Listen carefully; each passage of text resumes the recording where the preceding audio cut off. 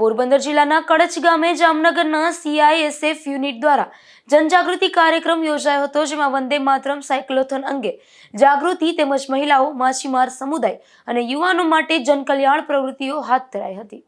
આ કાર્યક્રમ અંતર્ગત કડચ ગામ ખાતે આવેલી સરકારી પ્રાથમિક શાળામાં મહિલા અને બાળ કલ્યાણ પ્રવૃત્તિઓ હાથ ધરવામાં આવી હતી, જેમાં મહિલા અને બાળ કલ્યાણ વિભાગ અને CISF દ્વારા સંયુક્ત રીતે આયોજિત આ કાર્યક્રમમાં સંધ્યા જોશી દ્વારા ભારત સરકારની વિવિધ કલ્યાણકારી યોજનાઓ અંગે કન્યાઓ અને મહિલાઓને વિસ્તૃત માહિતી આપવામાં આવી હતી।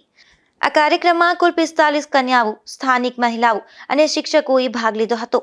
બેટી બચાવો બેટી પઢાઓ અભિયાન અંતર્ગત સરકારની યોજનાઓ અંગે જાગૃતિ ફેલાવવામાં આવી હતી, તેમજ CISFમાં ભરતી પ્રક્રિયા અને કારકિર્દી અંગે માહિતી આપવામાં આવી હતી।